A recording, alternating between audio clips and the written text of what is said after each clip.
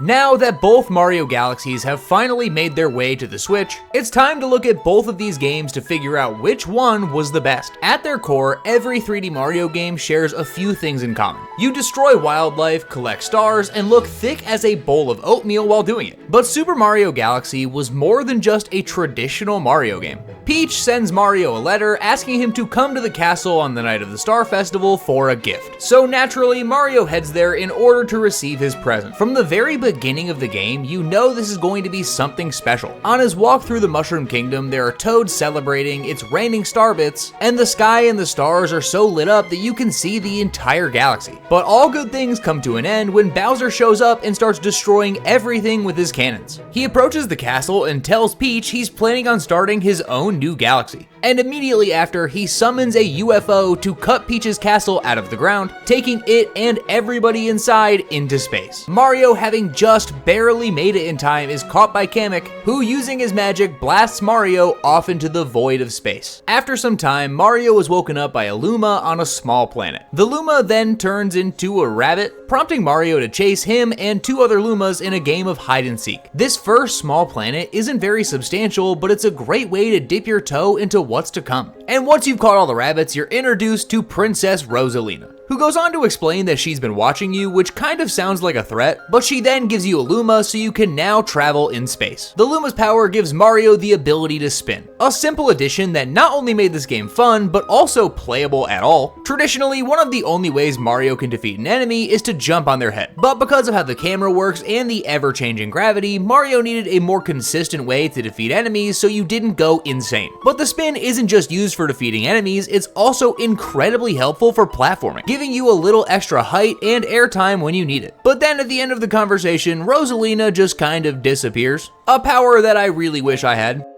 Turn the game off. I need help with 15 hours of continuous lawn work. Not today. These darn kids and their magic teleportations. The first real level of the game is the Gateway Galaxy, and this is one of the best opening levels in video game history, perfectly introducing new concepts that you will use throughout the entire game. You first land on a very small planet with holes leading to a black hole in the center, and on this planet are 5 star chips that you need to collect so you can make a launch star. Then you're shot off to a small metal sphere with a trap Luma that you need to free, who then transforms into a sling star to get you to another object, which this time has a massive Goomba on it that you need to deal with by hitting spikes that are on the ball, which then allows you to enter inside, flip some switches, and free your first Grand Star. What's great about this first world is that it encourages you to explore on your own. They don't tell you to collect all the star chips or to crush all the Goomba to get a key, they allow you to figure it out by yourself. And though it was pretty short, it was the perfect first level to introduce all of these new concepts without overwhelming the player with too much information all at once. And once you receive the Grand Star, you end up flying away with it back to the Comet Observatory. It's still not as good as that prison cell from Mario Sunshine.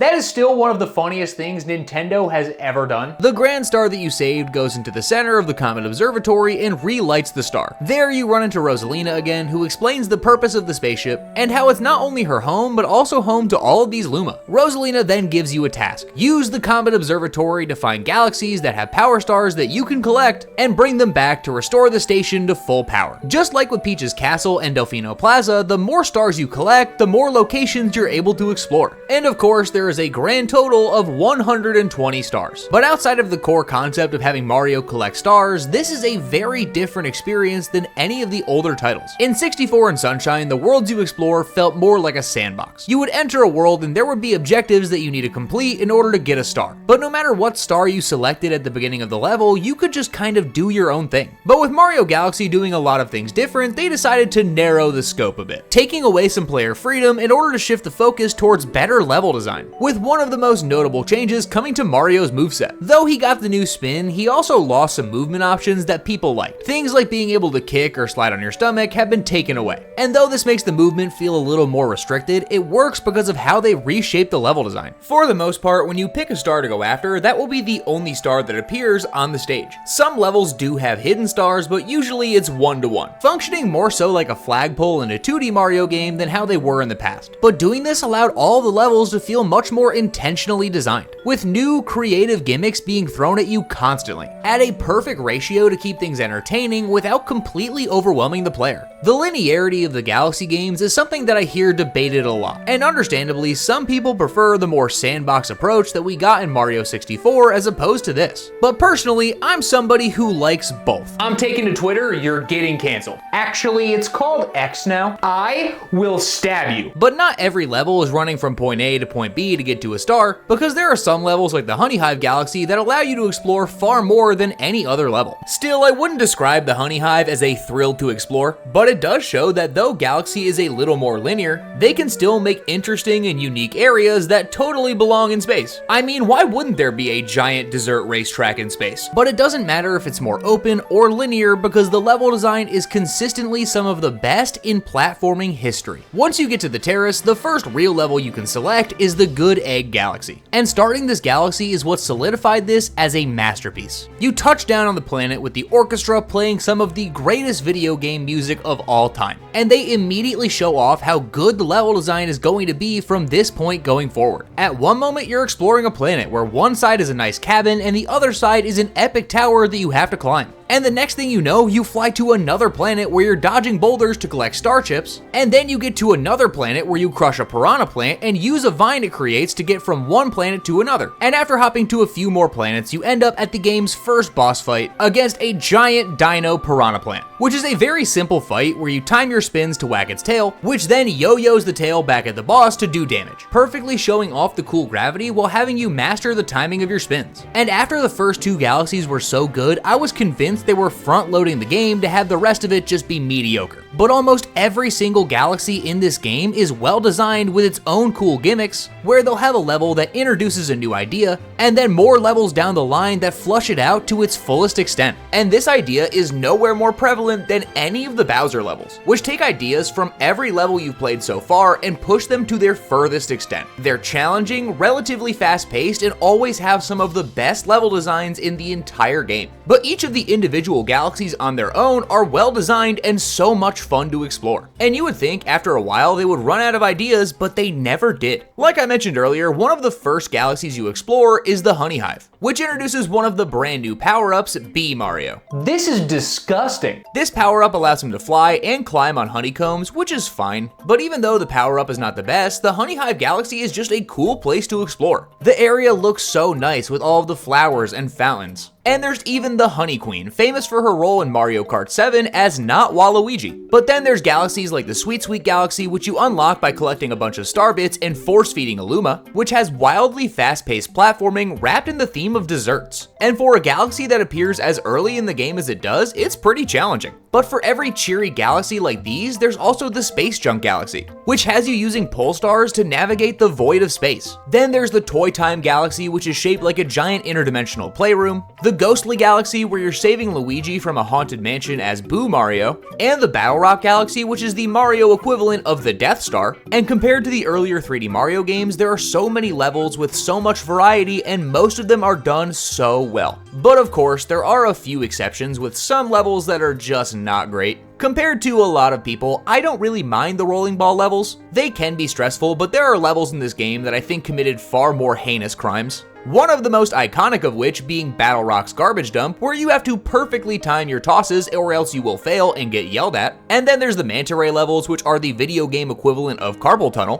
where Mario is surfing on a manta ray and you tilt the Wiimote around to get him to the finish line, which would be fine if you didn't have to use motion controls or if the water wasn't just jello. But for every one of these not so great levels, there are 10 that are fantastic. But another thing I don't think the first Mario Galaxy nailed was how they handled power-ups. Bee Mario, like I mentioned earlier, was fine. It's used pretty well in some late game areas, but overall I don't feel anything about it. Aside from also being another 3-letter B word power-up, Boo Mario is just alright. Being able to phase through walls is a cool concept and it's done well, it's just not used as much as I wish it would be. Of course, being a Mario game, the Fire Flower makes its return, this time as a timed use power-up, and on the opposite, there's an Ice Flower which allows you to skate like Frozone. But the award for the power-up that makes me the most uncomfortable goes to Spring Mario, which makes him continuously jump as a spring, and I really don't like this. But unlike a 2D Mario game where you get power-ups and you're encouraged to explore and use them on every level, the power-ups here are used more as an extension for the level's gimmick, focusing more on enhancing a specific level than being something creative that you can use wherever you want, which adds to the difficulty, which is one of this game's biggest strengths. Mario Galaxy was the first Mario game that reduced the amount of hits you could take from 8 to 3, and though it took a little while to get used to, it made the entire experience far more engaging. You can't just brute force your way through a level taking as many hits as you want.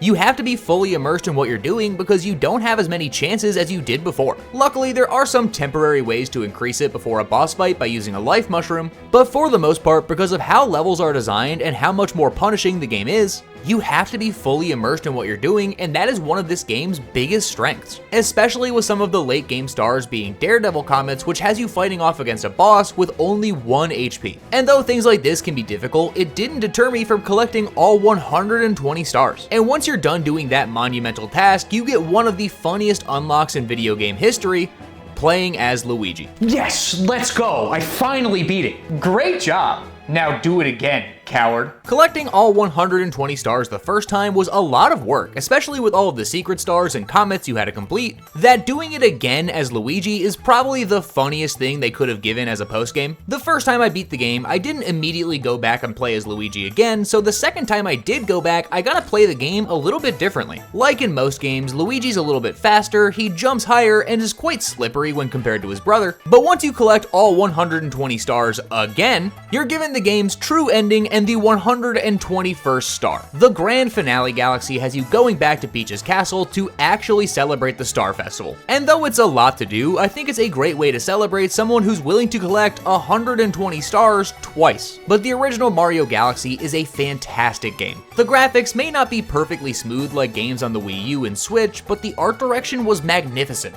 The way they kept players engaged the entire time they're playing was fantastic game design. Like the idea to give players the ability to collect star bits while flying from planet to planet, which gave you something to do other than gawk about how great this game's soundtrack is, with most of the tracks being a booming orchestra that really show off how epic of a journey you're going on. And including motion controls in subtle ways like using a launch star was the perfect touch to make this feel like the Wii's premier game. It took what made Mario so iconic and made it a cinematic experience for anyone to enjoy. And it was so good that Nintendo knew they would never be able to replicate it again. But that did not stop them from trying. Now, Nintendo has made plenty of sequels before, but never to a 3D Mario game. So when this was coming out, people were understandably shocked. The first game had so many ideas that were already fully realized that when they decided to make a second game that was just as big and bold as the original, I had no idea how they were going to do it. Let's tell the same story again. It's Mario. We've been telling the same story for 40 years. No one's gonna care. I know. And look at all the money we made. Though this is called Mario Galaxy 2, it's not really a direct continuation of the same story. Well, it could be because Rosalina reset the universe, but I don't have a PhD in physics, so I don't know how that works. So for simplicity's sake, it's better to look at this as a retelling through the guise of a storybook. Peach invites Mario over to watch the Star Festival while eating cake, somehow sounding more like innuendo than the last time.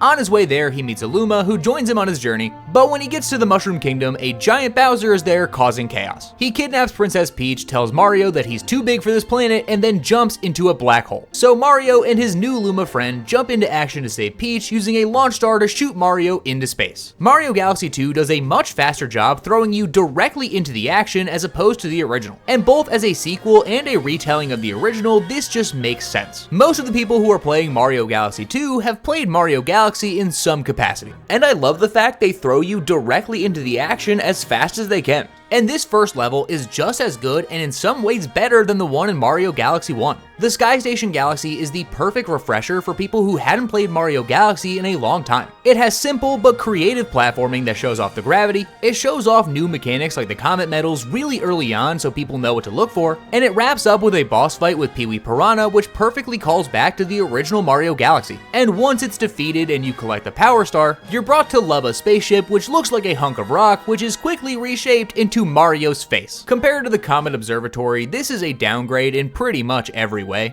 Design-wise, it does look pretty cool, but it is very small, and when you're being compared to Delfino Plaza and the Comet Observatory, it is just not as good. Though to be fair, for its size, it has a lot to do. But for what it lacked in size, they more than made up for it in the ease of use. When you want to explore a galaxy, you approach the wheel and you shoot off into space. They changed the level select to be far more linear and in line with a 2D Mario game than it was in the last title, and it works really well. Just move the spaceship, select a planet, and go on your journey. And though I do miss the sense of progression that you get from unlocking new areas of the Comet Observatory, considering their main goal was to streamline the gameplay, this accomplishes that perfectly. And when you start a level, it feels like more Mario Galaxy. Like I said earlier, the biggest problem is that they wanted to pretend that the original Mario Galaxy just didn't exist, which is a design choice I totally understand because Shigeru Miyamoto himself stated he didn't want this to be as story-driven as the first game. But at the same time, the story in the first Galaxy was not required. Outside of the beginning and the very end of the game, the only way to get more story was to go to Rosalina's book room and listen to the story she was telling. And I wish they took it a step further and continued telling a great story, but the gameplay more than makes up for it. A common complaint that I somewhat get about the first Galaxy is that a lot of the comet stars were just painfully annoying for no reason. Whether you were collecting purple coins or doing a Daredevil run, some of the galaxies feel like they overstayed their welcome. But Galaxy 2 is like they put Mario Galaxy on the keto diet. They trimmed out all of the fluff and fat and kept you going at a reasonable pace throughout the entire game, with all of the galaxies only having between 1 and 3 stars, so you were consistently doing something new. And the comet challenges that were in the last game were added back, but this time in the form of comet medals. These are hidden collectibles that you find while beating through a level that adds a comet challenge that are very similar to the first game with some more new ideas. There are speed runs where sometimes you'll start with only a few seconds on the clock and need to collect more clocks on the level so you can extend your time. Or romps where you have to defeat a bunch of enemies in a very short time limit. And in almost every way, I feel like they handled comets far better here than they did the first time around, with the only real problem I have being with the comet medals themselves, because there were a few times where I would beat a level without getting the comet coin, which meant I had to go all the way back through and find it just to beat the level again, and though it only happened a couple times, it was still a situation that could have been avoided. But the biggest change in Galaxy 2 didn't come with the new hub world or how they streamlined progression, it came with the level design and the new power-ups, mainly Yoshi. The second location you explore is the Yoshi Star Galaxy. And just like how he did in Super Mario World, Yoshi feels like a welcome addition. Yoshi plays just like how you want him to. He can eat enemies and fruit and can even do the flutter kick that he's known for. But most importantly, he feels like a natural extension of Mario. And he even has a bunch of power-ups of his own that make him feel even better. There's Balloon Yoshi where he inflates and allows you to ride him as he lets out air, Dash Yoshi which makes him run incredibly fast to take on platforming challenges, and even Bulb Yoshi which makes him glow so you can see hidden terrain. And with how good Yoshi feels in this game, it makes sense that he's taking up a third of the cover. But of course, Yoshi wasn't the only one to get power-ups because Mario got a host of new ones too. For some reason, they cut out the Ice Flower and the Red Star, two crimes I will never forgive Nintendo for, but the new power-ups they added were some of the best that Mario has ever seen. There's the Rock Mushroom, which turns Mario into a rock, the Spin Drill, which allows Mario to dig through dirt at high speeds, and most importantly, the Cloud Flower, which is one of, if not the best Mario power-up of all time. This allows Mario to create up to 3 cloud platforms that he can use in midair, while at the same time, he also becomes a lot more lightweight, allowing you to clear so much more distance than you would be able to otherwise. And though they didn't change power-ups back to being useful across all levels, they just doubled down on how they were used in the first game to feel even more satisfying, helping the already incredible level design to feel even better. Because if you thought Mario Galaxy 1 had good levels, then you were not prepared for this. There was the Spin Dig Galaxy, which had you digging through full planets, Hightail Falls, where you're rushing around with Yoshi in the most satisfying way, the Tall Trunk Galaxy, where you get to slide through a giant tree trunk at high speeds, the Super Massive Galaxy, which is a callback to Super Mario Bros. 3 showing off giant levels in action, and the Slimy Spring Galaxy, which has you exploring underwater with just enough air to survive, only to emerge just in time for sunrise. The level design here is 3D platforming at its finest, introducing an idea, showing off how well they can make it work, and then moving on to the next, all the while indirectly building on everything you've learned throughout your entire journey. And they took what worked about Mario Galaxy and doubled down in every aspect. The levels are faster paced and more difficult, being a perfect continuation on the challenge that was added in the first title, all the while increasing the linearity without making the game feel too restricting. And beating through all of the worlds with the different branching paths, including World S, which has some of the best levels in the entire franchise, was so rewarding that I enjoyed collecting all 120 stars. Up until I got the reward for collecting all of the stars. Once all 120 are collected, a bunch of green stars are scattered across all of the existing levels. I'm selling this, it's lightly used. Please buy it. Now, as a concept, I kind of understand this. The reward for beating the first galaxy was just do it again as Luigi. It really isn't anything new, and this is. However, just because it's new doesn't make it satisfying, fun, or well designed. The green stars appear in the levels, and it's your job to find them. That's it, good luck. There's a little sound cue when you get close, but other than that, you're just on your own. And it's not like you just have to revisit the levels once, you have to do it 2 or 3 times. And having to go back through the same parts of every level a couple times is mental anguish. But unfortunately, the reward for doing so is so good. Once you collect all of the regular stars and green stars, you unlock the Grand Master Galaxy. A perfect final level and a great conclusion to everything that Mario Galaxy had built. It is difficult and fast-paced and builds upon everything the first 2 games taught you throughout their 400 plus stars. And though you have to go through a diet form of torture to unlock it, it is one of the best designed levels in 3D platforming history, showing that Super Mario Galaxy 2 did exactly what it set out to do, giving you more Mario Galaxy with a much tighter focus on gameplay. And of the 2 games, Mario Galaxy 2 is hands down my favorite. But just because it's my favorite doesn't necessarily mean it's better. And even though both games have gotten near perfect reviews for over a decade, if I had to recommend just one for anyone to play, it would be the original Super Mario Galaxy. First off,